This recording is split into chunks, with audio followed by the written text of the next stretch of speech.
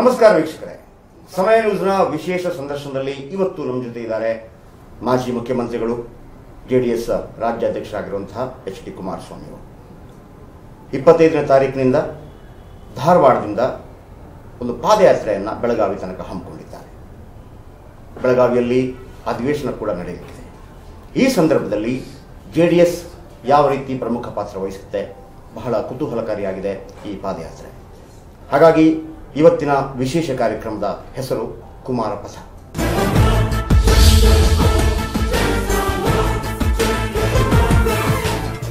ಕುಮಾರಸ್ವಾಮಿ ಅವರು ಕಾರ್ಯಕ್ರಮ ನಮಸ್ಕಾರ. ಪಾದಯಾತ್ರೆ ಮಾಡಿ ಅಭ್ಯಾಸ ಇದೆ ನಿಮಗೆ? ನನಗೆ ಪಾದಯಾತ್ರೆಯನ್ನು ಮಾಡಿ ಎಂದೂ ಅಭ್ಯಾಸ ಇಲ್ಲ. ಆದರೆ ಒಂದು ಬಾರಿ ಇತ್ತೀಚೆಗೆ ರಾಮನಗರದ ಒಂದು ನೀರಿನ ವಿಷಯದಲ್ಲಿ, ಕುಡಿಯೋ ನೀರಿನ ವಿಷಯಕ್ಕೆ ಸಂಬಂಧಪಟ್ಟ ಹಾಗೆ ರಾಮನಗರದಿಂದ ಮಂಚನಬೆಲೆವರೆಗೆ ಸುಮಾರು ಒಂದು 23 ಕಿಲೋಮೀಟ್ರು ಒಂದೇ ದಿವಸ ನಡೆದಂಥ ಒಂದು ಅನುಭವ.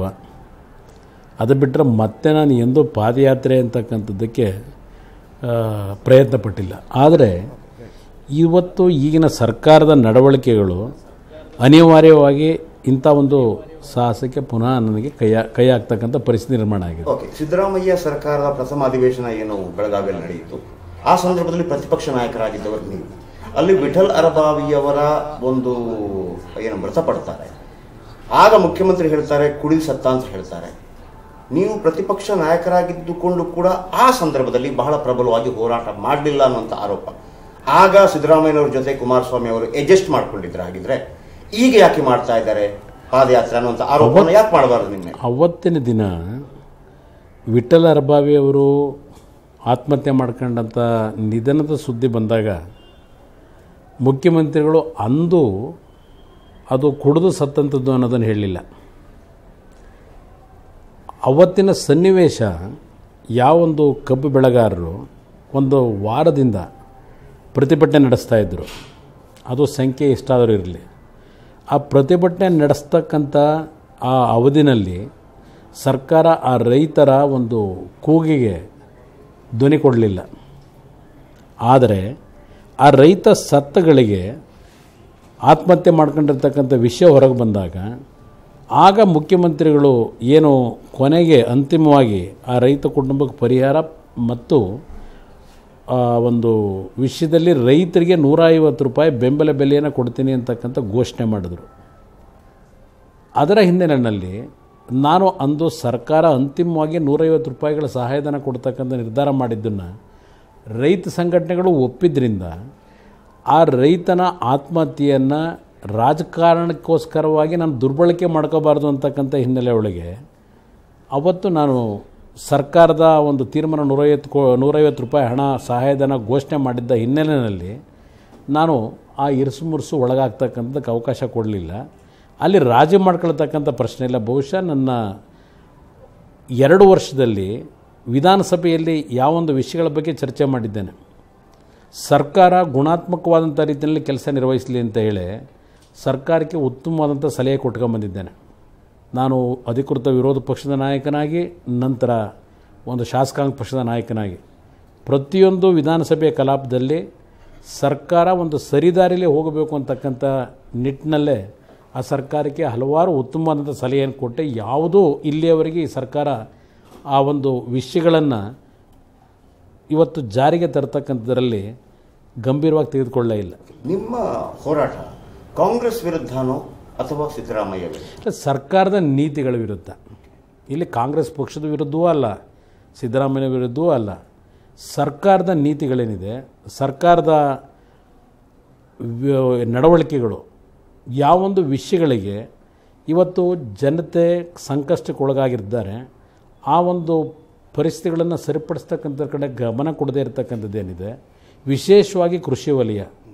ಕಳೆದ 2 ವರ್ಷದಲ್ಲಿ ಈ ಸರ್ಕಾರದಿಂದ ನಾನೇನು ದೊಡ್ಡ ನಿರೀಕ್ಷೆ ಇಟ್ಟಿದ್ದೆ, ಇವರು ಇವತ್ತಲ್ಲ ನಾಳೆ ಆ ಒಂದು ರೈತರ ಸಂಕಷ್ಟಗಳನ್ನು ಪಾರು ಮಾಡತಕ್ಕಂಥ ನಿಟ್ಟಿನಲ್ಲಿ ತೀರ್ಮಾನಗಳು ತಗೋತಾರೆ ಅಂತ ಹೇಳಿ ರಾಜ್ಯದ ರೈತ ವಲಯವೂ ಆ ಒಂದು ನಿರೀಕ್ಷೆಗಳನ್ನು ಏನಿಟ್ಟಿದ್ರು ಅದೆಲ್ಲವನ್ನು ಹುಸಿಗೊಳಿಸ್ಕೊಂಬಂದಿದ್ದಾರೆ.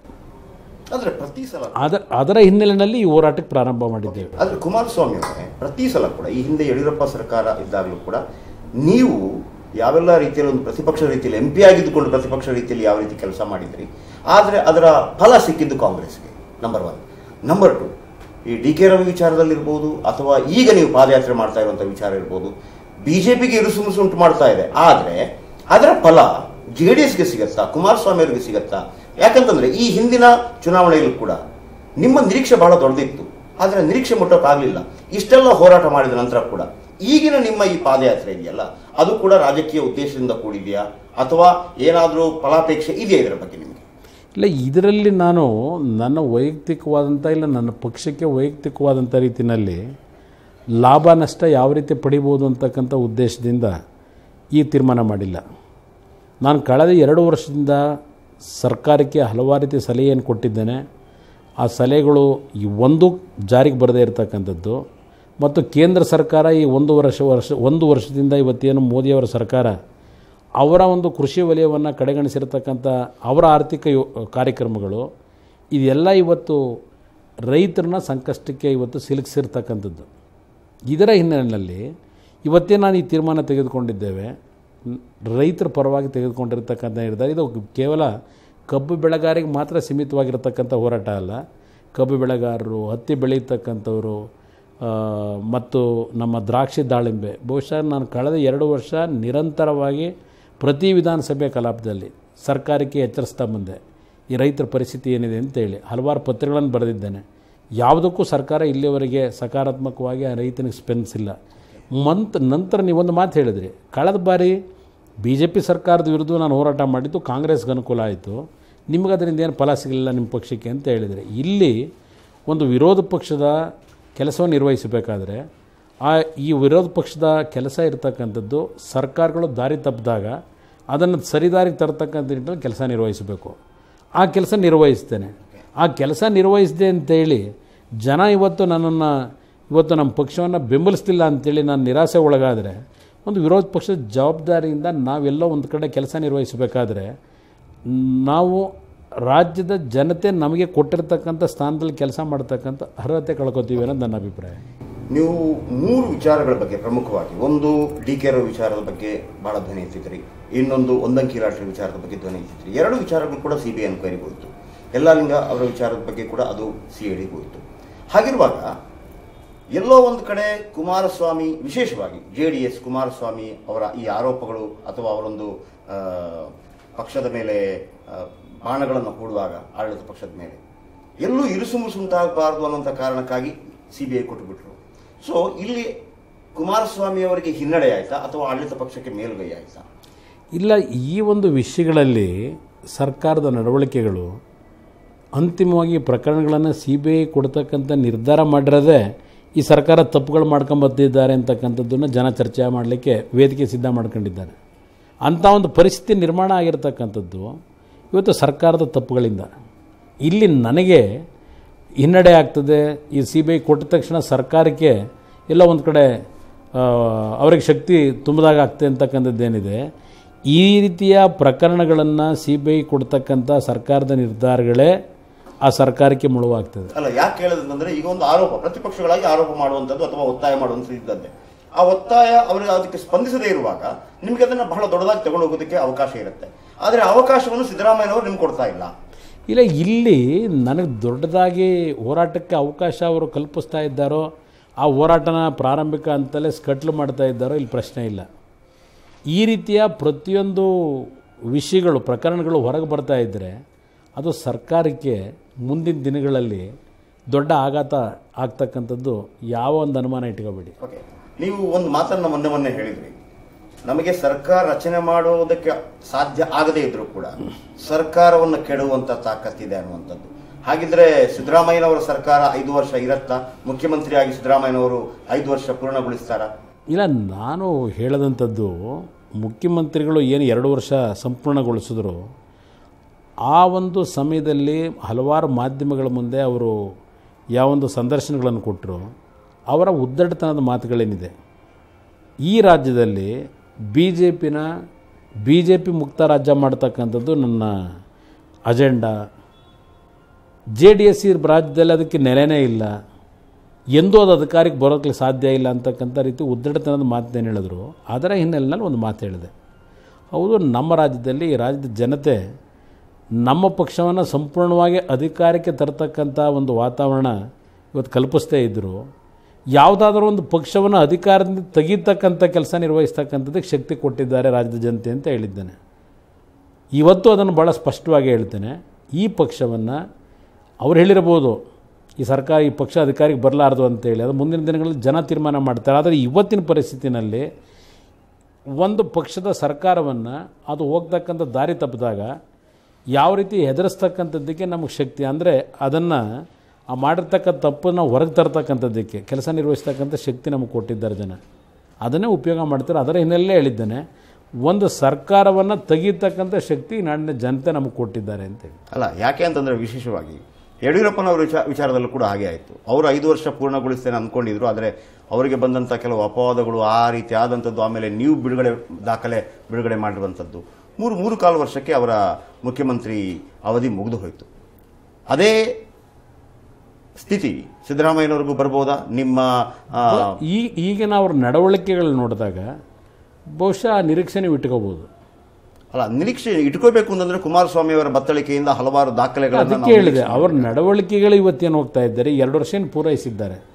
ಬಹುಶಃ ನಿಮಗೆ ನೆನಪಿಸ್ಕೊಡ್ತೀನಿ, ಹಿಂದೆ BJPಯ ಸರ್ಕಾರವು ಆಳ್ತ ಏನು ಜನತೆ ಕೊಟ್ಟರು, ಆ ಸರ್ಕಾರದ ಬಗ್ಗೆ 2 ವರ್ಷಗಳ ಕಾಲ ನಾವು ಚಕಾರ ಎತ್ತಲಿಲ್ಲ.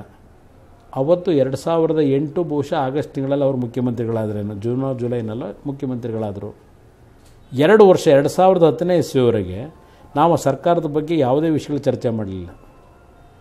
2 ವರ್ಷಗಳ ನಂತರವೇ ಆ ಸರ್ಕಾರದ ತಪ್ಪು ಹೆಜ್ಜೆ ಇಟ್ಟಂಥದ್ದು ವಿಷಯಗಳನ್ನು ಹೊರಗೆ ತರಲಿಕ್ಕೆ ಪ್ರಾರಂಭ ಏನು ಮಾಡೋದು. ಈ ಸರ್ಕಾರವು 2 ವರ್ಷ ಮುಗಿಸಿದೆ. 2 ವರ್ಷದಲ್ಲಿ ಅವ್ರೇನು ಹೇಳ್ಕೊಂಬಂದ್ರು, ಹಗರಣ ಮುಕ್ತ ಸರ್ಕಾರ ಕೊಡ್ತೀವಿ, ಎಲ್ಲ ಮುಗಿದಿದೆ. ಅದರಿಂದ ಈಗ ಅವರು ಮಾಡ್ತಾ ಇರತಕ್ಕಂಥ ತಪ್ಪು ಮೇಲಿನ ತಪ್ಪುಗಳು ಇವತ್ತು ವಿಷಯಗಳು ಹೊರಗೆ ಬರತಕ್ಕಂಥ ಒಂದು ವಾತಾವರಣ ನಿರ್ಮಾಣ ಆಗ್ತಿದೆ. ಆದ್ದರಿಂದ ಬಹುಶಃ ಅವರು ಪಾಪ ಯಡಿಯೂರಪ್ಪನವರು ಹೇಳಿದ್ರು, ಮುಂದಿನ 10 ವರ್ಷ ನಾನೇ ಮುಖ್ಯಮಂತ್ರಿ ಇರ್ತೀನಿ, BJP ಸರ್ಕಾರನ ಈ ರಾಜ್ಯದಲ್ಲಿ 20 ವರ್ಷ ಯಾರೂ ಅಲುಗಾಡ್ಸೋಕ್ಕಾಗಲ್ಲ ಅಂತಕ್ಕಂಥ ಮಾತು ಹೇಳಿದರು. ಇವರು ಈಗ ಅದನ್ನೇ ಹೇಳ್ತಾ ಇದ್ದಾರೆ, ಮುಂದಿನ 5 ವರ್ಷಕ್ಕೆ ನಾನೇ ಮುಖ್ಯಮಂತ್ರಿ, ಮುಂದಿನ ಅವಧಿಗೂ BJPನೂ ಈ ರಾಜ್ಯದಲ್ಲಿ ದೂರ ಸರಿಸ್ತಕ್ಕಂಥ ಅಧಿಕಾರದಿಂದ BJP ಮುಕ್ತ ರಾಜ್ಯ ಮಾಡಲಿಕ್ಕೆ ನಾನು ಬದ್ಧವಾಗಿ ನಿಂತಿದ್ದೇನೆ, ಮುಂದಿನ ಸರ್ಕಾರವೂ ನಮ್ಮದೇ ಅಂತಕ್ಕಂಥ ಉದ್ದಟತನದ ಮಾತೇನಿದೆ. ಈ ಒಂದು ಮಾತನ್ನು ಹೇಳಬೇಕಾದ್ರೆ ಅವರ ಬೆನ್ನು ಅವ್ರಿಗೆ ಕಾಣೋದಿಲ್ಲ, ಅವ್ರು ಮಾಡ್ತಿರೋ ತಪ್ಪುಗಳು ಗೊತ್ತಾಗೋದಿಲ್ಲ. ಅದಕ್ಕೆ ಕಾಲ ನಿರ್ಧಾರ ಮಾಡ್ತದೆ.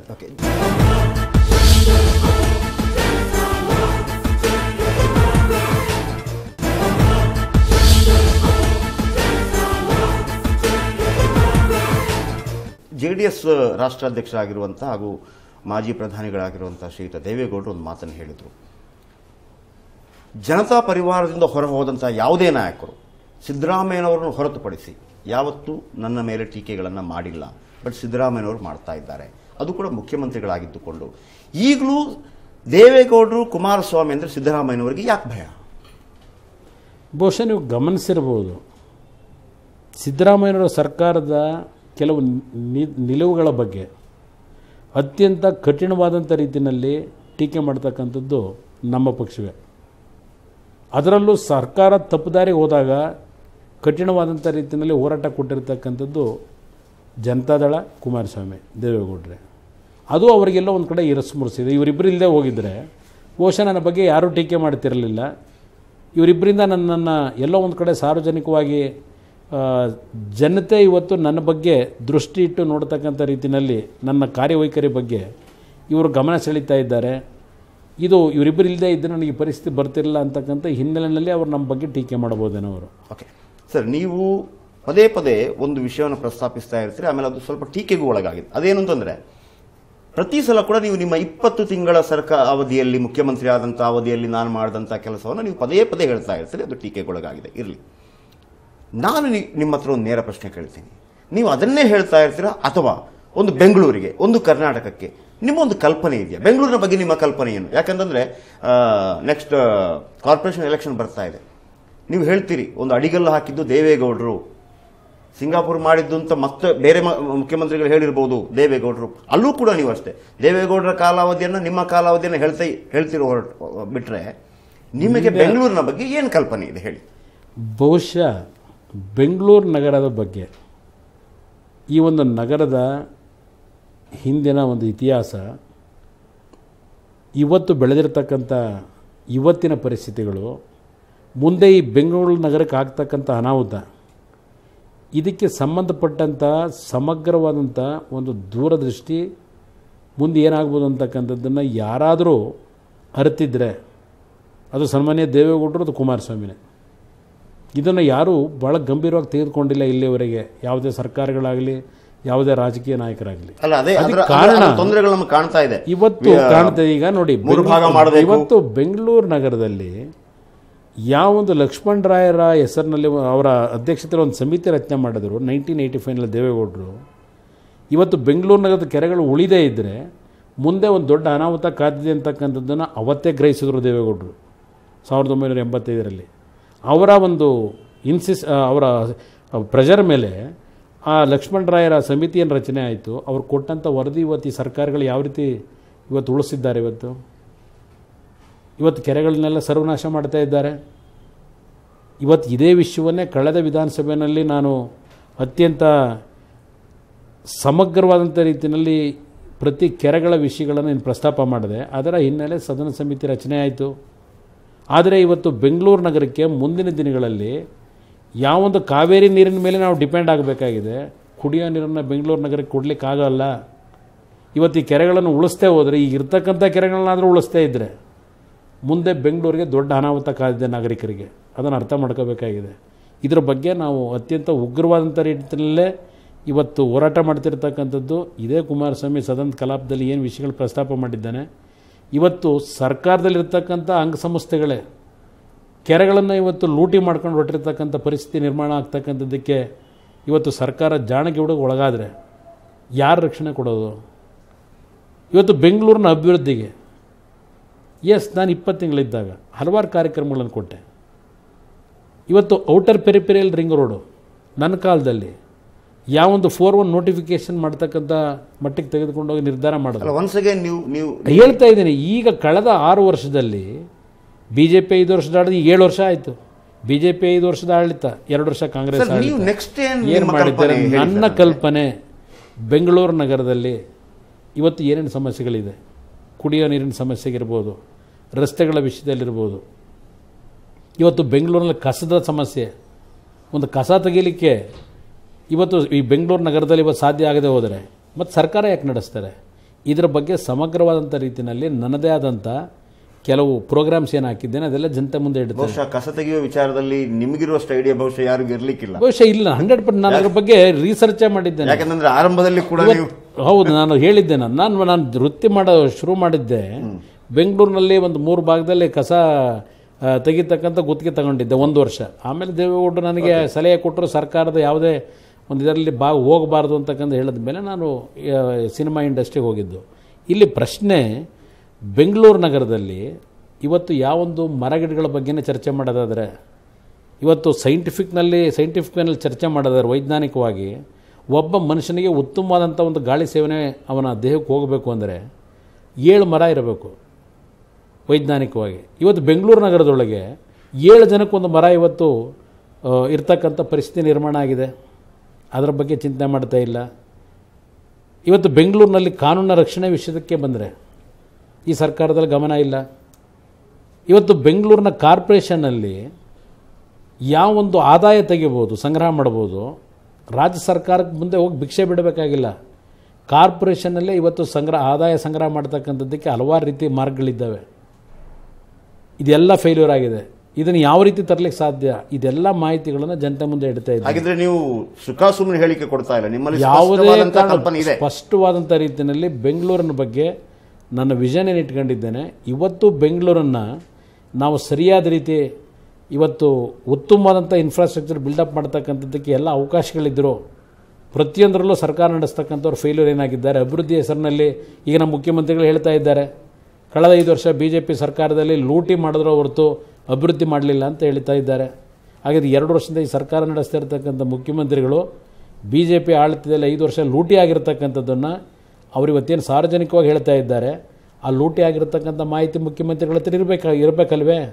ಒಬ್ಬ ಜವಾಬ್ದಾರಿಯುತವಾದಂಥ ಮುಖ್ಯಮಂತ್ರಿ ಆ ಪದ ಬಳಸಿದ ಮೇಲೆ ಲೂಟಿ ಆಗಿರ್ತಕ್ಕಂಥದ್ದನ್ನು ನಿಲ್ಲಿಸಲಿಕ್ಕೆ, ಲೂಟಿ ಮಾಡಿದವ್ರ ಮೇಲೆ ಇವತ್ತು ಕ್ರಮ ತೆಗೆದುಕೊಳ್ಳಲಿಕ್ಕೆ ಈ 2 ವರ್ಷದಲ್ಲಿ ಇವರು ಏನು ಮಾಡಿದ್ದಾರೆ ಈ ಸರ್ಕಾರದಲ್ಲಿ? ನೀವು ಆರಂಭದಿಂದಲೂ, ಅದು ದೇವೇಗೌಡರು ಇರ್ಬೋದು, ನೀವಿರ್ಬೋದು, ಕಾಂಗ್ರೆಸ್ ಮತ್ತು BJP ನಮಗೆ ಸಮಾನ ವೈರಿಗಳು ಅಂತ ಹೇಳ್ತಾನೆ ಇರ್ತೀವಿ. ಆದರೆ ಎಲ್ಲೋ ಒಂದು ಕಡೆ ಈಗಲೂ ಕೂಡ ಒಂದು DK ರಾವ್ ವಿಚಾರ ಇರ್ಬೋದು, ಒಂದಂಕಿರ ಯಾವುದೇ ವಿಚಾರಗಳು ಬಂದಾಗ ಅವ್ರ ಜೊತೆ ಒಂದು ಅಡ್ಜಸ್ಟ್ಮೆಂಟ್ ಕಂಡು ಬರ್ತಾ ಇದೆ BJP ಜೊತೆ. ಯಾಕೆಂತಂದರೆ ನನ್ನ ಒಂದು ಪ್ರಶ್ನೆ ಕೇಳಿಬಿಡ್ತೀನಿ. JDSಗೆ ಭಯಾನ ಒಂದು ಏಕಪಕ್ಷೀಯವಾಗಿ ಅಧಿಕಾರಕ್ಕೆ ಬರುವಂಥ ಸಾಧ್ಯತೆನೇ ಇಲ್ಲ ಅನ್ನುವಂಥ ಭಯಾನ, ಅಥವಾ BJP ಇರಲಿ ನಮ್ಮ ಜೊತೆ ಯಾವತ್ತಾದರೂ ಒಂದು ಟೈಮಲ್ಲಿ ಅಡ್ಜಸ್ಟ್ ಮಾಡ್ಕೋಬೋದು ಅನ್ನುವಂಥ ಒಂದು ದೂರದೃಷ್ಟಿ? ಇಲ್ಲಿ ನೋಡಿ, ತಾವು ಹೇಳಿದ್ರೆ DK ರವಿ ವಿಷಯ. DK ರವಿ ವಿಷಯ, ಅವರ ಅಸಹಜ ಸಾವು ಅಂತಕ್ಕಂಥದ್ದೇನಿದೆ, ಅದು ರಾಜ್ಯದ 6 ಕೋಟಿ ಜನತೆಯು ಆ ಒಂದು ವಿಷಯದಲ್ಲಿ ಕನ್ಸರ್ನ್ ತೋರಿಸಿದ್ರು.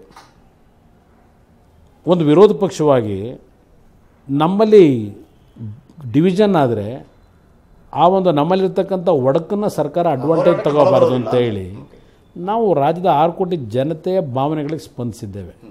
ಇಲ್ಲಿ BJP ಜೊತೆ ಹೊಂದಾಣಿಕೆ ಮಾಡ್ಕೊಂಡು ಮಾಡಬೇಕು ಅಂತ ಅಲ್ಲ.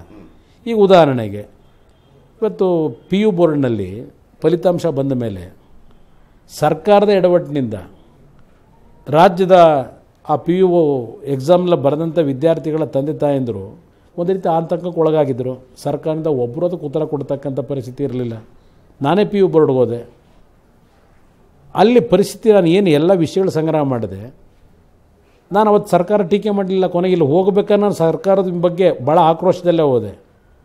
ಆದರೆ ಒಳಗೆ ವಾಸ್ತವಾಂಶಗಳನ್ನು ನಾನು ಗಮನಿಸಿದ ಮೇಲೆ ನಾನು ಸರ್ಕಾರನ ಟೀಕೆ ಮಾಡಲಿಲ್ಲ. ನಾನು ಅಲ್ಲಿ ಬಂದಂಥ ತಂದೆ ತಾಯಂದರಿಗೆ ಸಾಂತ್ವನ ಹೇಳಿದೆ.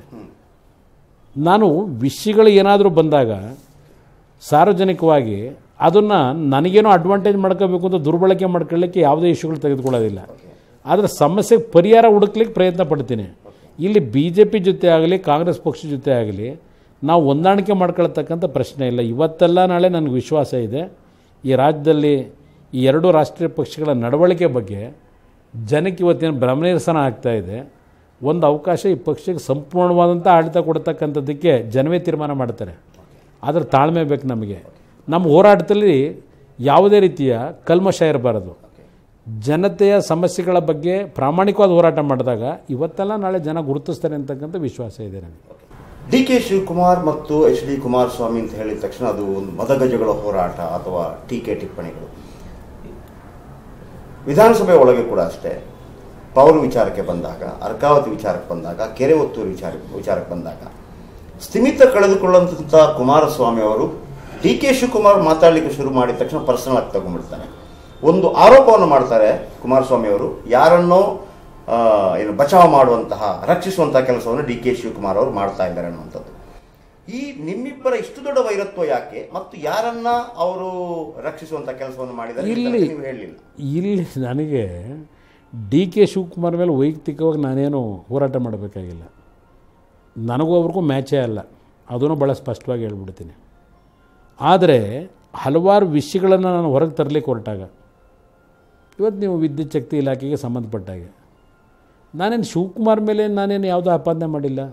ಆದರೆ ಕಳೆದ 6 ವರ್ಷದಲ್ಲಿ ಯಾವೊಂದು ವಿದ್ಯುತ್ ಶಕ್ತಿಗೆ ಸಂಬಂಧಪಟ್ಟಂಥ ಒಂದು ಇಲಾಖೆಯಲ್ಲಿ ನಡೆದಿರ್ತಕ್ಕಂಥ ಅಕ್ರಮಗಳ ಬಗ್ಗೆ ಸತ್ಯಾಂಶ ಹೊರಗೆ ತರಲಿಕ್ಕೆ ನಾನು ಹೊರಟ್ರೆ, ಇವತ್ತೊಬ್ಬ ವಿದ್ಯುತ್ ಶಕ್ತಿ ಇಲಾಖೆ ಮಂತ್ರಿಯಾಗಿ ಆ ಇಲಾಖೆ ಉಳಿಬೇಕು, ಆ ಇಲಾಖೆನ ಸಂಪೂರ್ಣವಾಗಿ ನಾಶ ಮಾಡಬೇಕು.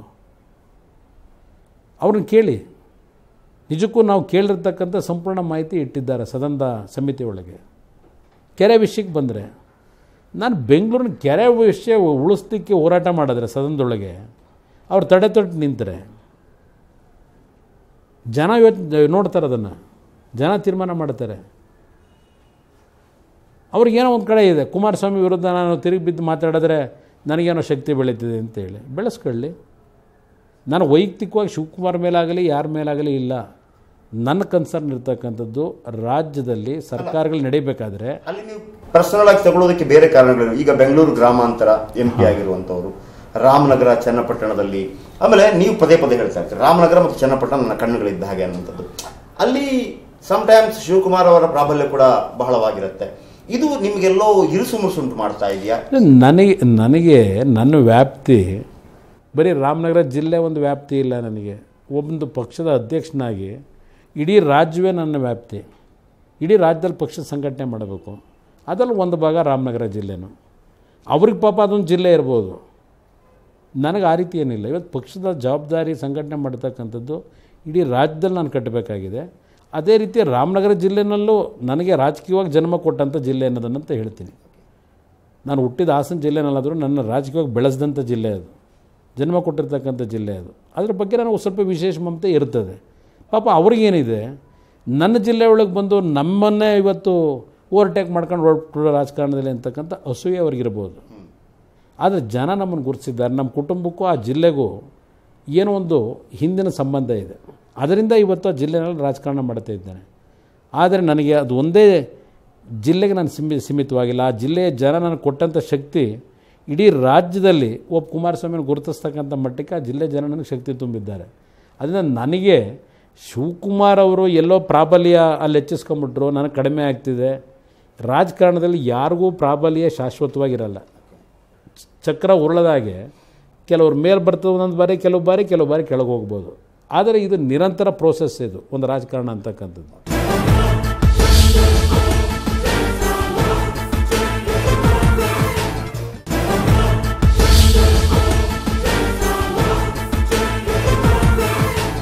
ಕುಮಾರಸ್ವಾಮಿ ಅವರಿಗೆ ಮೊದಲು ಸ್ವಲ್ಪ ಅರ್ಜೆಂಟ್ ಇತ್ತು ಎಲ್ಲ ವಿಚಾರದಲ್ಲೂ. ಇವತ್ತು ನೀವು ಮಾತಾಡ್ತಾ ಇರೋವಾಗ ನೋಡಿದರೆ ತಾಳ್ಮೆ ಬೇಕು ಅಂತ ಹೇಳ್ತೀರಿ. ಅಧಿಕಾರ ಅಷ್ಟು ಸುಲಭ ಅಲ್ಲ, ಅದು ಬರಬೇಕು ಅಂತಂದರೆ ನಾವು ಜನಪರವಾಗಿ ತಾಳ್ಮೆಯಿಂದ ನಮ್ಮ ಹೋರಾಟಗಳನ್ನು ಮಾಡ್ಕೊಂಡು ಹೋದರೆ ಅದು ಬಂದೇ ಬರುತ್ತೆ ಅನ್ನುವಂಥದ್ದು. ಇವತ್ತು ಯೋಗ ಏನಾದರೂ ಮಾಡಿದ್ರಾ? ಯೋಗ ಮಾಡ್ತೀರಾ? ಯೋಗದ ಬಗ್ಗೆ ಇದು ಅಂತಾರಾಷ್ಟ್ರೀಯ ಯೋಗ ದಿನವನ್ನಾಗಿ ಘೋಷಿಸಿದ ಬಗ್ಗೆ ಎಲ್ಲೋ ಅದನ್ನೊಂದು ಹೇರಳಾಗ್ತಾ ಇದೆಯಾ? ಈ ವಿಶೇಷವಾಗಿ ಮುಸ್ಲಿಮರ ಮೇಲೆ ಹೇರಳಾಗ್ತಾ ಇದೆಯಾ? ಏನು ಹೇಳ್ತೀರಿ? ಈ ಯೋಗ ಅಂತಕ್ಕಂಥದ್ದು ಒಂದು ಜಾತಿಗೆ, ಒಂದು ಧರ್ಮಕ್ಕೆ ಸೀಮಿತವಾಗಿರ್ತಕ್ಕಂಥದ್ದಲ್ಲ. ಇದು ಒಬ್ಬ ಮಾನವ ಜೀವಿಗೆ ಒಂದು ಆರೋಗ್ಯಕ್ಕೆ ಉತ್ತಮವಾದಂಥ ಒಂದು ಶರೀರಕ್ಕೆ ಇನ್ಫ್ಲೂಯೆನ್ಸ್ ಆಗ್ತಕ್ಕಂಥದ್ದು ಈ ಯೋಗದಲ್ಲಿದೆ ಅಂತಕ್ಕಂಥದ್ದನ್ನು ನೀವು ಹಲವಾರು ರೀತಿಯಲ್ಲಿ ಅರ್ಥೈಸ್ಬೋದು. ಇಲ್ಲಿ ಯಾವುದೋ ಒಂದು ಮುಸ್ಲಿಂ ವರ್ಗದ ಜನತೆ ಮೇಲೆ ಹೇರ್ತಾ ಇದ್ದಾರೆ ಅನ್ನೋದನ್ನು ನಾನು ಹೇಳಲಿಕ್ಕೆ ಹೋಗೋದಿಲ್ಲ. ಅದನ್ನು ಯಾರೋ ಆ ಥರ ಆ ಒಂದು ಸಣ್ಣತನಕ್ಕೂ ಆ ರೀತಿ ಚಿಂತನೆ ಮಾಡಬಾರ್ದು. ಪ್ರತಿಯೊಬ್ಬ ಮನುಷ್ಯ ಯೋಗ ಮಾಡ್ತಕ್ಕಂಥದ್ದು ಸೂಕ್ತ. ಅದಕ್ಕೆ 5 ನಿಮಿಷ ಮಾಡ್ತಾರೋ, ಅರ್ಧ ಗಂಟೆ ಮಾಡ್ತಾರೋ, 1 ಗಂಟೆ ಮಾಡ್ತಾರೋ, ಅದು ಅವರಿಗೆ ಆ ಸಮಯ ಎಷ್ಟು ಸಿಗ್ತದೆ ಅದ್ರ ಮೇಲೆ ಡಿಪೆಂಡ್ ಆಗ್ತದೆ. ಇಲ್ಲಿ ಪ್ರಶ್ನೆ ಇವತ್ತು ಇಂಥ ಒಂದು ಕಾರ್ಯಕ್ರಮಗಳ ಮುಖಾಂತರ ಎಲ್ಲೋ ಒಂದು ಕಡೆ ಸಮಾಜ ಒಡೆಯೋ ಕೆಲಸ ಆಗಬಾರದು. ನನ್ನ ವೈಯಕ್ತಿಕ ಅಭಿಪ್ರಾಯದಲ್ಲಿ ಇವತ್ತು BJP ಸರ್ಕಾರ ಬಂದ ಮೇಲೆ ಕೇಂದ್ರದಲ್ಲಿ ನಾನು ಗಮನಿಸ್ತಾ ಇದ್ದೇನೆ. ಈಗ ಒಂದು ಬಾರಿ ಸ್ವಚ್ಛ ಭಾರತ್ ಅಂತ ಹೇಳಿ ಎಲ್ಲರೂ ಕಸ್ಬರ್ಕೆ ಇಟ್ಕೊಂಡ್ರು. ಪ್ರಧಾನಮಂತ್ರಿಗಳೇ ಡೆಲ್ಲಿ ಒಳಗೆ ಕಸ್ಬರ್ಕೆ ಇಟ್ಕೊಂಡು ಫೋಟೋ ಎಲ್ಲ ಬಂತು ಪತ್ರಿಕೆಗಳಲ್ಲಿ. ಅದೇ ಡೆಲ್ಲಿ ಒಳಗೆ ಆ ಪೌರ ಕಾರ್ಮಿಕರಿಗೂ ಸರ್ಕಾರದ ಮಧ್ಯೆ ನಡೆದಂಥ ಒಂದು ತಿಕ್ಕಾಟದಲ್ಲಿ 15 ದಿವಸ ಆದರೂ ಕಸ ಯಾರೂ ತೆಗಿಲಿಲ್ಲ. ಮತ್ತು ಸ್ವಚ್ಛ ಭಾರತಕ್ಕೆ ಕೊಟ್ಟಂಥ ಪ್ರಚಾರ ಎಲ್ಲಿಗೋಯ್ತು? ದೆಹಲಿನಲ್ಲೇ ಅದು ಇಂಪ್ಲಿಮೆಂಟ್ ಆಗಲಿಲ್ಲ. ಅದೇ ರೀತಿ ಯೋಗಕ್ಕೂ ಆಗಬಾರ್ದು. ಒಂದು ದಿನ ಪ್ರಚಾರ ಕೊಟ್ಟು ಎಲ್ಲರೂ ಒಂದು ವಿಪರ್ಯ ಕ್ರಿಯೇಟ್ ಮಾಡಿ 1 ದಿವಸಕ್ಕೆ ನಿಂತೋಗಬಾರ್ದು. ಸೊ ನೀವು ಯೋಗ ಮಾಡ್ತೀರಾ? ನಾನು ಹಿಂದೆ ದಿನ 1.5 ಗಂಟೆ ಮಾಡ್ತಾಯಿದ್ದೆ ಯೋಗನ. ಅಂದರೆ 6 ವರ್ಷಕ್ಕಿಂತ ಮುಂಚೆ. ರಾಜಕಾರಣದಲ್ಲಿ ಸ್ವಲ್ಪ ಹೆಚ್ಚಿನ ಒಂದು ಸಮಯ ಮೀಸಲಿಡಬೇಕಾದಂಥ ಪರಿಸ್ಥಿತಿ ಬಂದಾಗ ಸ್ವಲ್ಪ ಯೋಗ ಮಾಡ್ತಕ್ಕಂಥದ್ದು ವ್ಯಾಯಾಮ ಮಾಡದೆ ನಿಲ್ಲಿಸ್ಬಿಟ್ಟಿದ್ದೆ. ಆದರೆ ಈಗೊಂದು 6-7 ತಿಂಗಳಿಂದ ಪುನಃ ಪ್ರಾರಂಭ ಮಾಡಿದ್ದೇನೆ. ಬಟ್ ಇನ್ನೂ ಯೋಗ ಪ್ರಾರಂಭ ಮಾಡಿಲ್ಲ. ಅದಕ್ಕೆ ಕಾರಣ ನನ್ನ ಆ ಯೋಗದ ಏನೇನು ನಮ್ಮ ಒಂದು ಎಕ್ಸಸೈಸ್ಗಳಿದ್ದಾವೆ ಅದು ಮಾಡಬೇಕಾದ್ರೂ ಬಾಡಿನೂ ಫ್ರೀ ಇರಬೇಕು. ಅದಕ್ಕೆ ಹೊಂದಾಣಿಕೆ ಆಗಬೇಕಾದ್ರೆ ಮೊದಲು ನಾನು ಸ್ವಲ್ಪ ವೆಯ್ಟ್ ರೆಡ್ಯೂಸ್ ಆಗಬೇಕು. ಅದಕ್ಕೆ ನಾನು ಗಮನ ಕೊಟ್ಟಿದ್ದೇನೆ. ಬಟ್ ಯೋಗ ಪ್ರತಿಯೊಬ್ಬ ಮನುಷ್ಯನೂ ಅದಕ್ಕೆ ಜಾತಿ ಅನ್ನೋದಿಲ್ಲ, ಧರ್ಮ ಅನ್ನೋದಿಲ್ಲ. ಪ್ರತಿಯೊಬ್ಬರು ಪ್ರತಿನಿತ್ಯ ಅದನ್ನು ಜೀವನದಲ್ಲಿ ಅಳವಡಿಸ್ಕೊಳ್ತಕ್ಕಂಥದ್ದು ಸೂಕ್ತ ಅನ್ನೋದು ನನ್ನ ಅಭಿಪ್ರಾಯ. ಸರ್, ನೀವು ಹೇಳಿದ್ರಿ ಮತ್ತೆ ಚಿತ್ರರಂಗಕ್ಕೆ ಮರಳಿದ್ದೀರ ಅನ್ನೋಂಥ ವಿಚಾರ. ನೀವು ನಿರ್ಮಾಪಕರು ಕೂಡ ಅತ್ಯುತ್ತಮ ಚಿತ್ರಗಳನ್ನು ಕೊಟ್ಟಿದ್ದೀವಿ. ಆಮೇಲೆ ಹೇಳಿದ್ವಿ 1 ವರ್ಷಕ್ಕೆ 3-4 ಸಿನಿಮಾಗಳನ್ನು ಮಾಡ್ತೇನೆ ಅಂತ. ಅಂಬರೀಷ್ ಅವರು ಮೊನ್ನೆ ಒಂದು ಹೇಳಿಕೆಯನ್ನು ಕೊಟ್ಟರು. ನಿರ್ಮಾಪಕರು ಭಿಕ್ಷುಕರು, ಬೆಗ್ಗರ್ಸ್ ಹ್ಯಾವ್ ನೋ ಚಾಯ್ಸ್ ಅಂತ ಅಂದ್ಬಿಟ್ಟು. ನೀವು ಕೂಡ ನಿರ್ಮಾಪಕರು. ನಾನು ಅಂಬರೀಷ್ ಅವರಿಂದ ಅಂಥ ಒಬ್ಬ ವ್ಯಕ್ತಿಯಿಂದ ಇದನ್ನು ನಿರೀಕ್ಷೆ ಮಾಡಿರಲಿಲ್ಲ. ಈ ರೀತಿಯ ಒಂದು ಕಾಮೆಂಟ್ಸ್ನ. ಏಕೆಂದರೆ ಒಂದು ಕಾಲದಲ್ಲಿ ಬಹುಶಃ ನಾನು ರಾಜ್ಕುಮಾರ್ ಅವ್ರನ್ನ ಉದಾಹರಣೆ ಕೊಡ್ತೀನಿ. ನಿರ್ಮಾಪಕರು ಅಂದರೆ ನಮಗೆ ಅನ್ನ ಕೊಡ್ತಕ್ಕಂಥ ದಣಿಗಳು ಅಂತಕ್ಕಂಥ ಮಾತುಗಳನ್ನು ಹೇಳೋರು ಒಂದು ಕಾಲದಲ್ಲಿ. ರಾಜ್ಕುಮಾರ್ ಅಂತ ಒಬ್ಬ ಮೇಯರ್ ನಟ. ಯಾವ ನಟರನ್ನ ಇವತ್ತು ಚಿತ್ರರಂಗಕ್ಕೆ ಪರಿಚಯ ಮಾಡ್ತಾರೆ? ಹೌದು, ಚಿತ್ರ ನಿರ್ಮಾಪಕರು ಅವರ ಅದೊಂದು ವೃತ್ತಿ ಮಾಡ್ತಾರೆ. ಆ ವೃತ್ತಿನಲ್ಲಿ ಅವ್ರು ಹಾಕಿದಂಥ ಬಂಡವಾಳ ಪಡೀಲಿಕ್ಕೆ ಕೆಲವು ನಟರ ಮೇಲೆ ಡಿಪೆಂಡ್ ಆಗಬೇಕಾಗ್ತದೆ. ಹಾಗಂತ ಹೇಳಿ ನಿರ್ಮಾಪಕರುಗಳನ್ನು ಆ ಮಟ್ಟಕ್ಕೆ ಇವತ್ತು ಪರಿಗಣಿಸ್ತಕ್ಕಂಥದ್ದು ಯಾವುದೇ ಚಿತ್ರನಟರಿಗೆ ಸೂಕ್ತ ಅಲ್ಲ. ಅದು ನಾನು ಆ ಚಿತ್ರ ನಿರ್ಮಾಪಕರಿಗೆ ನೀವು ಕೇಳಿದ್ದಕ್ಕೊಂದು ಮಾತು ಹೇಳ್ತೀನಿ. ಆ ಚಿತ್ರ ನಿರ್ಮಾಪಕರು ಒಗ್ಗಟ್ಟಿದ್ದರೆ ಒಂದು 2 ವರ್ಷ, ಇವತ್ತು ಯಾವುದೇ ಒಬ್ಬ ಚಿತ್ರನಟ ಏನು ಮೊದಲನೇ ಪಿಕ್ಚರಿಂದಲೇ ಇಲ್ಲ ಏಕ್ದಮ್ ದೊಡ್ಡ ಬ್ಲ್ಯಾಕ್ ಬಸ್ಟರ್ ಮೂವಿ ಕೊಟ್ಟು ಅವರಿಂದ ಚಿತ್ರ ನಿರ್ಮಾಪಕ ಬದುಕಿರಲ್ಲ. ಹಲವಾರು ಸಿನಿಮಾಗಳನ್ನು ಮಾಡಿದ ನಂತರ ಆಮೇಲೆ ಹಂತವಾಗಿ ಅವರೊಬ್ಬ ಕಲಾವಿದನಾಗಿ ದುಡ್ಡನ್ನ ಇವತ್ತು ಒಬ್ಬ ನಿರ್ಮಾಪಕನಿಗೆ ವಾಪಸ್ ಬರ್ತಕ್ಕಂಥ ಒಬ್ಬ ನಟನಾಗಿ ಪರಿವರ್ತನೆ ಆಗಿರ್ತಾನೆ. ಇವತ್ತು ಒಂದು 2 ವರ್ಷ ಈ ಚಿತ್ರ ನಿರ್ಮಾಪಕರುಗಳು ಈ ಥರ ಮಾತುಗಳು ಕೇಳಿಸ್ಕೊಳ್ಳೋದ್ರ ಬದಲು ಇವರೇ ಕೂತ್ಕೊಂಡು ಒಗ್ಗಟ್ಟಾಗಿ ಇವರೆಲ್ಲ ಒಡಕ್ಕೆ ಬರದೇ ಇರ್ತಾನೆ. ಇಲ್ಲಿ ಈ ದೊಡ್ಡ ದೊಡ್ಡ ನಟರು ಯಾರೀಗ 5 ಕೋಟಿ 6 ಕೋಟಿ ಕೇಳ್ತಾರಲ್ಲ, ಅವ್ರು ಚಿತ್ರ ನಿರ್ಮಾಣ ಮಾಡೋದನ್ನೇ ನಿಲ್ಲಿಸ್ಬಿಡಲಿ. ಚಿತ್ರ ನಿರ್ಮಾಣ ಮಾಡೋದನ್ನ ಸಂಪೂರ್ಣ ಇವ್ರು ಬಂದ್ ಮಾಡೋದು ಬೇಕಿಲ್ಲ. ಇವತ್ತು 15 ಕೋಟಿ 20 ಕೋಟಿ ಯಾಕೆ ಖರ್ಚು ಮಾಡಿ ಸಿನಿಮಾ ಮಾಡೋದ್ರ ಬದಲು 2 ಕೋಟಿ 2.5 ಕೋಟಿನ ಹೊಸ ನಟರನ್ನ ಹಾಕ್ಕೊಂಡು ಕತೆ ಮೇಲೆ ಹೆಚ್ಚಿನ ಡಿಪೆಂಡೆಂಟ್ ಆಗಿ ಉತ್ತಮವಾದಂಥ ನಿರ್ದೇಶಕರನ್ನ ಇವತ್ತು ನೀವು ಹೊರಗಡೆ ತರ್ಬೋದು. ಉತ್ತಮವಾದಂಥ ಹೊಸ ನಟರುಗಳನ್ನ ತರ್ಬೋದು. ಕಾಂಪಿಟೇಷನ್ ಇರ್ತದಾಗ ನೀವು ಇಲ್ಲಿ ಒಟ್ಟಾಗಿ ನಾವು ಇರಬೇಕು ಅಂತಕ್ಕಂಥದ್ದು ಹೇಳೋದು, ಇನ್ನೊಬ್ರು ಹೋಗ್ಬಿಟ್ಟು ಒಂದು ಕಾಲ್ ಶೀಟ್ ತಗೊಂಬೋಣ ಅಂತೇಳಿ ಮತ್ತೊಬ್ಬ ಹೋಗ್ಬಿಟ್ಟು ತಗೊಳ್ಳೋದು, ಇದರಿಂದ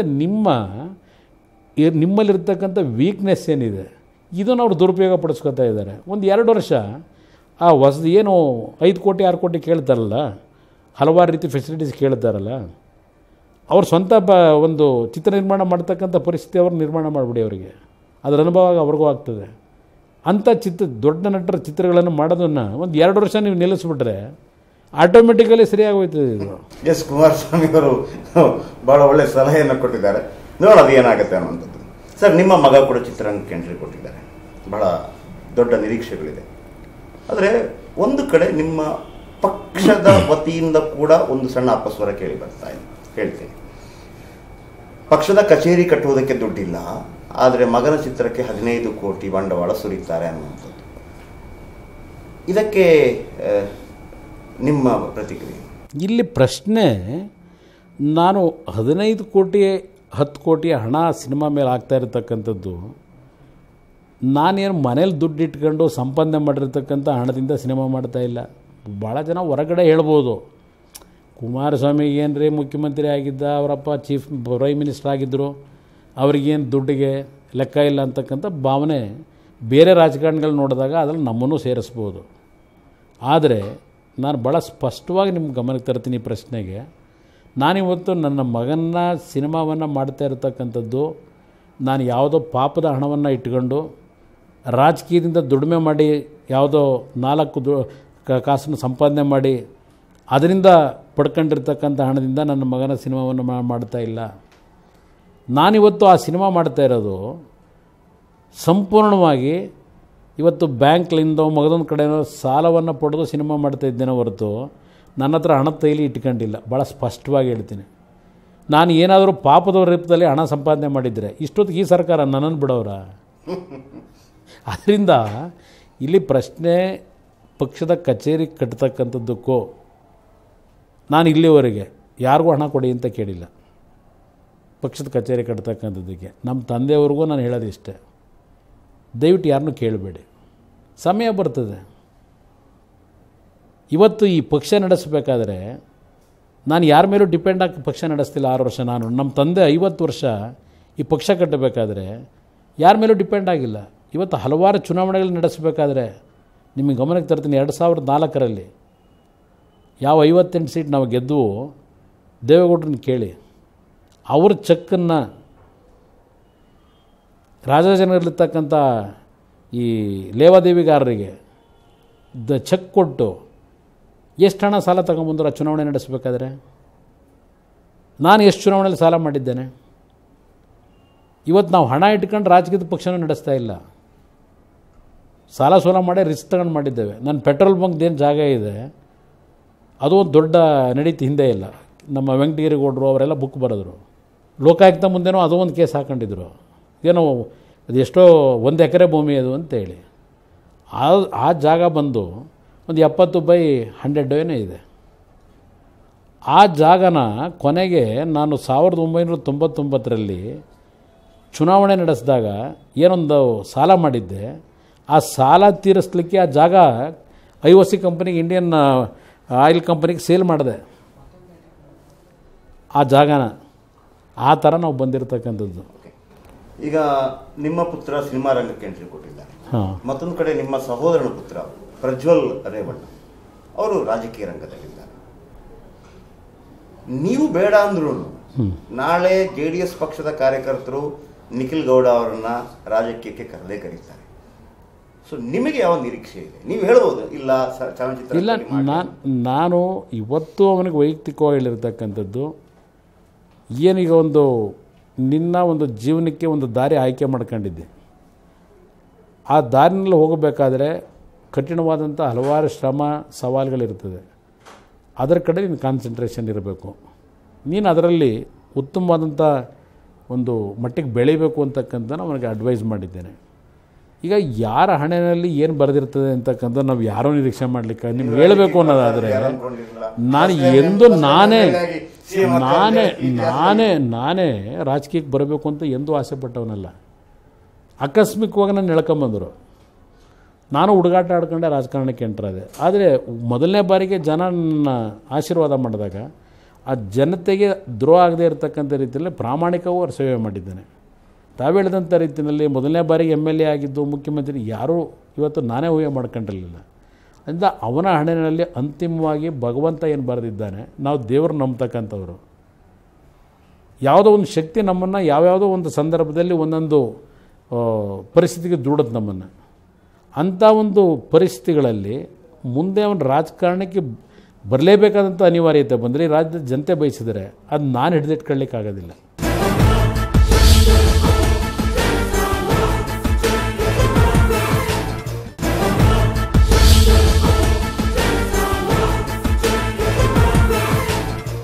ಸರ್, ಪ್ರಜ್ವಲ್ ರೇವಣ್ಣ ಯುವಕ ಅಂದರೆ JDSಗೂ ಒಂದು ಭಾಳ ಒಂದು ಆಶಾಭಾವನೆ ಇದೆ ಆ ಯುವಕನ ನೋಡಿದಾಗ.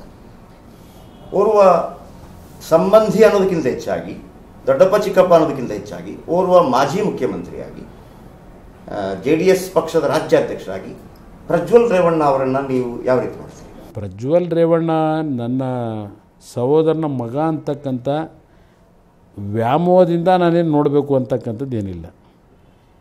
ಇವತ್ತು ಪ್ರತಿಯೊಬ್ಬನಿಗೂ ಬೆಳೀಲಿಕ್ಕೆ ಹಲವಾರು ರೀತಿಯ ಅವಕಾಶಗಳಿದೆ. ಈಗ ಉದಾಹರಣೆಗೆ ನಾನು ರಾಜಕಾರಣಕ್ಕೆ ಬರಬೇಕು ಅಂತ ಬಂದವನಲ್ಲ. ಹಿಂದೆ ಇದ್ದು ನನ್ನ ಕೈಲಾದ ಮಟ್ಟಿಗೆ ಈ ಪಕ್ಷಕ್ಕೆ ಹಲವಾರು ಸನ್ನಿವೇಶಗಳಲ್ಲಿ ನಮ್ಮದೇ ಆದಂಥ ಕೊಡುಗೆ ಕೊಟ್ಕೊಂಬಂದಿದ್ದೇವೆ, ದುಡಿಮೆ ಮೇಲೆ ಬಂದಿದ್ದೇವೆ. ಬರೀ ದೇವೇಗೌಡರ ಮಗ ಅಂತ ಹೇಳಿ ನಾನು ಮನೇಲಿ ಕೂತ್ಕೊಂಡು ನಾನು ರಾಜಕೀಯ ಮಾಡ್ತೀನಿ ಅಂದಿದ್ರೆ ನಾನು ರಾಜಕಾರಣದಲ್ಲಿ ಇಷ್ಟು ಈ ಮಟ್ಟಿಗೆ ಬರಲಿಕ್ಕೇನು ಸಾಧ್ಯ ಆಗ್ತಿರಲಿಲ್ಲ. ದುಡಿಮೆನೂ ಬೇಕಾದ್ರ ಜೊತೆಗೆ. ಇವತ್ತು ಪ್ರಜ್ವಲ್ಗೂ ನಾನು ಹೇಳ್ತಕ್ಕಂಥದ್ದು, ಅವನು ನಮ್ಮ ಅಣ್ಣನ ಮಗ, ಅವನು ಬೆಳೀಬೇಕು ಅಂತಕ್ಕಂಥದ್ದು ಆಸೆ ಪಡೋದು ಸಹಜ ಎಲ್ರಿಗೂ. ಇವತ್ತು ನಾನು ಅದೇ ರೀತಿ ಬೇರೆಯವ್ರಿಗೂ ಅಷ್ಟೇ ಪ್ರೀತಿಯಿಂದ ಕಾಣ್ತೀನಿ ದುಡಿಮೆ ಮಾಡ್ತಕ್ಕಂಥವ್ರಿಗೆ. ಇವತ್ತು ಉತ್ತಮವಾದಂಥ ಅವಕಾಶಗಳಿದೆ, ಆದರೆ ಆ ಥರ ಬೀಳಬೇಕಾಗಿಲ್ಲ. ಏನೇನು ಟೀಕೆ ಟಿಪ್ಪಣಿಗಳು ಬರ್ತದೆ, ನಮ್ಮ ನಡವಳಿಕೆಗಳ ಬಗ್ಗೆ ಜನತೆಯನ್ನು ಚರ್ಚೆ ಮಾಡ್ತಾರೆ, ಇದನ್ನು ಅವನು ಸೂಕ್ಷ್ಮವಾಗಿ ಗಮನಿಸ್ಕೋಬೇಕು. ದುಡುಕಿ ನಿರ್ಧಾರಗಳನ್ನು ಮಾಡೋ ಅವಶ್ಯಕತೆ ಇಲ್ಲ, ಹಂತ ಹಂತವಾಗಿ ಬೆಳಿಬೇಕು. ಎಲ್ಲ ಒಂದು ಕಡೆ ಸಾರ್ವಜನಿಕವಾಗಿ ಇದು ವಂಶಪಾರಂಪರ್ಯವಾದಂಥ ಕುಟುಂಬ ರಾಜಕಾರಣದ ಪಕ್ಷ ಅಂತಕ್ಕಂಥ ಭಾವನೆ ಪ್ರತಿನಿತ್ಯ ನಾವೇನು ಕಾಣ್ತೀವಿ, ಅಂಥ ಒಂದು ವಾತಾವರಣ ಇವತ್ತು ಸಂಶಯ ಜನಗಳಿಗೆ ಮೂಡದೇ ಇರತಕ್ಕಂಥ ರೀತಿಯಲ್ಲಿ ಅವನ ಮುಂದಿನ ಹೆಜ್ಜೆ ಇಟ್ಕೋಬೇಕು. ಜನ ಅವನು ಗುರುತಿಸ್ಬೇಕು.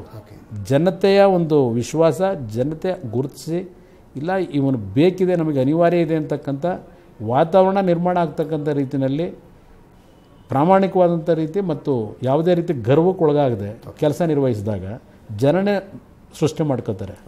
ಆ ನಿಟ್ಟಿನಲ್ಲಿ ಬೆಳಿಬೇಕು ಅನ್ನೋದು ನನ್ನ ಆಸೆ. ಸರ್, ಕೊನೆಯ ಪ್ರಶ್ನೆ, ಯಾಕಂದರೆ ನೀವು ಸಹನೆ, ಆತುರ ಪಡಬಾರ್ದು. ಬಹುಶಃ ಮಾಗ್ತಾ ಇದ್ದಾಗೆ ಕುಮಾರಸ್ವಾಮಿ ಅವರು ಕೂಡ ತಂದೆಯವ್ರ ಥರ ಬಹಳ ಅಂದರೆ ಆತುರ ಪಡಬೇಡಿ, ಸಹನೆಯಿಂದಿರ ಅನ್ನೋಂಥ ಮಾತನ್ನು ಹೇಳ್ತಾರೆ. ನನ್ನ ಕೊನೆಯ ಪ್ರಶ್ನೆ ನಾನು ಇದನ್ನು ಕೇಳಲೇಬೇಕು. ಅಂದರೆ ಸರ್, ನಿಮ್ಮ ವಿಚಾರಕ್ಕೆ ಸಂಬಂಧಪಟ್ಟ ಹಾಗೆ ಈಗ ರಾಜಕೀಯ ಪಕ್ಷದಲ್ಲಿರ್ತಂಥವರು, ವಿರೋಧ ಪಕ್ಷದಲ್ಲಿರ್ತಂಥವರು ವೈಯಕ್ತಿಕ ಜೀವನದ ಬಗ್ಗೆ ನಿಮ್ಮ ಬಗ್ಗೆ ಟೀಕೆ ಮಾಡುವಾಗ ಅದು ನಿಮ್ಗೆ ಎಷ್ಟು ಇರಿಸುಮುರಿಸು ಉಂಟಾಗುತ್ತೆ, ಅಥವಾ ಅದನ್ನು ನೀವು ಯಾವ ರೀತಿ ತಗೊಳ್ತೀವಿ?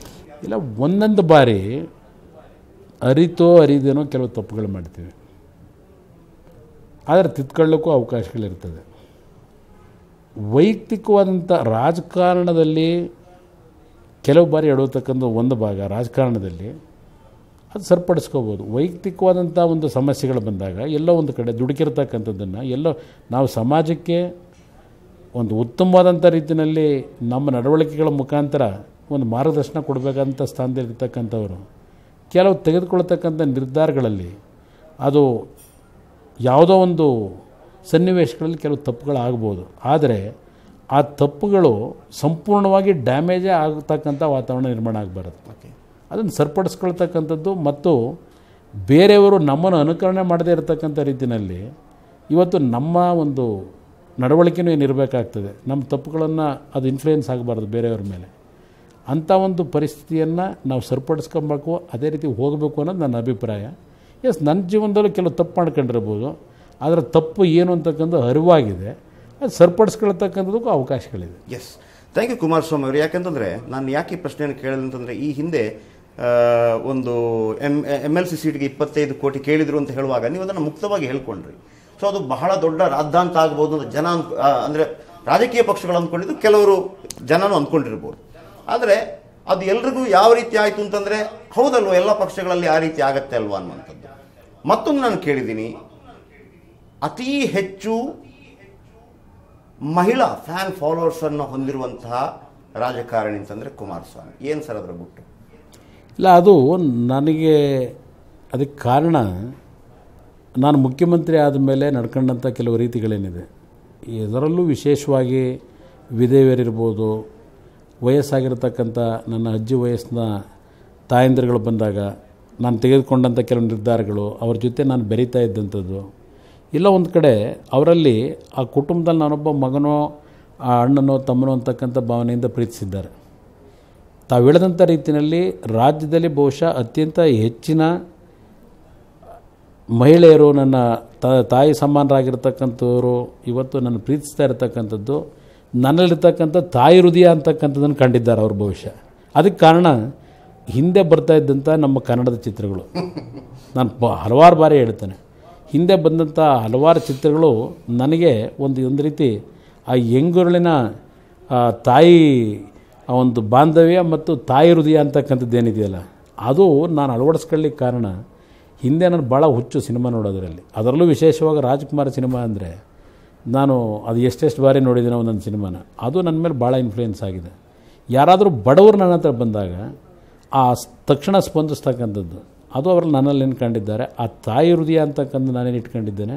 ಅದೇ ಇವತ್ತು ಈ ರಾಜ್ಯದಲ್ಲಿರ್ತಕ್ಕಂಥ ನನ್ನ ತಾಯಂದಿರು, ಸಹೋದರಿಯರು ಇವತ್ತಿಲ್ಲಪ್ಪ ನಮ್ಮ ಕುಟುಂಬದವನೊಬ್ಬ ಹುಡುಗ ಇದ್ದಾನೆ ಅಂತಕ್ಕಂಥದ್ದನ್ನು ಅವ್ರ ಹೃದಯದಲ್ಲಿ ಇಟ್ಕೊಂಡಿದ್ದಾರೆ. ಎಸ್, ಖಂಡಿತವಾಗ್ಲು. ಯಾಕೆ ಅಂತಂದರೆ ನಾನು ನೋಡಿದ್ದೀನಿ ಯಾವ ರಾಜಕಾರಣಿಯನ್ನು ಕೂಡ ಮೈಮುಟ್ಟಿ, ಅಂದರೆ ನಾನು ನಿಮ್ಮ ಜೊತೆ ಹಲವಾರು ಕಡೆ ಬಂದಿದ್ದೀನಿ ರಿಪೋರ್ಟಿಂಗ್ ಮಾಡುವಂಥ ಸಂದರ್ಭದಲ್ಲಿ, ನಿಮ್ಮನ್ನು ಮುಟ್ಟಿ ಸಂತೋಷ ಪಡುವಂಥ ಒಂದು ವರ್ಗನೇ ಇದೆ. ಒಂದು ವರ್ಗ ಅಂದರೆ ಸುಮ್ಮನೆ ಮುಟ್ಟೋದು ನಿಮ್ಮನ್ನು, ಆಮೇಲೆ ನೀವು ಕೂಡ ಅದ್ರ ಬಗ್ಗೆ ಏನು ತಲೆ ಕೆಡಿಸ್ಕೊಳ್ಳೋದಿಲ್ಲ, ಹಾಗೆಯೇ ಹೋಗ್ತಾ ಇರ್ತಾರೆ. ಕೆಲವರಿಗೆ ಅದು ಅಪತ್ಯ ಆಗಿಬಿಡುತ್ತೆ. ಸೊ ಆ ರೀತಿ ನಿಮ್ಮನ್ನು ಮುಟ್ಟಿ ನಿಮ್ಮ ಜೊತೆಗಿದ್ದಂಥ ಈ ರಾಜ್ಯದ ಜನತೆ ನಿಮಗೆ ರಾಜಕೀಯವಾಗಿ ಕೂಡ ದೊಡ್ಡ ಆಶೀರ್ವಾದವನ್ನು ಮಾಡಲಿ, ನಿಮ್ಮ ಪಾದಯಾತ್ರೆಗೆ ಕೂಡ ಯಶಸ್ಸು ಸಿಗಲಿ. ಮತ್ತೊಮ್ಮೆ ಮುಖ್ಯಮಂತ್ರಿಯಾಗಿ ನೀವು ಆ ಮುಖ್ಯಮಂತ್ರಿ ಪಟ್ಟದಲ್ಲಿ ಕೂರುವಂತಾಗಲಿ, ಆ ಗ್ರಾಮ ವಾಸ್ತವ್ಯ ಮತ್ತೆ ಶುರುವಾಗಲಿ. ಬೆಂಗಳೂರಿನ ಈ BBMP ಚುನಾವಣೆಯಲ್ಲೂ ಕೂಡ ನಿಮಗೆ ಯಶಸ್ಸು ಸಿಗಲಿ ಅಂತೇಳಿ ಹಾರೈಸ್ತಾ ಕಾರ್ಯಕ್ರಮ ಮುಗಿಸ್ತಾ ಇದ್ದೀವಿ sir. Thank you very much. ಸಾಕಷ್ಟು ಪ್ರಶ್ನೆಗಳಿಗೆ ಎಲ್ಲ ರೀತಿಯಲ್ಲಿ ಭಾಳ ಸ್ಪಷ್ಟವಾಗಿ ಉತ್ತರ ಕೊಟ್ಟರು. Thank you. Thank you.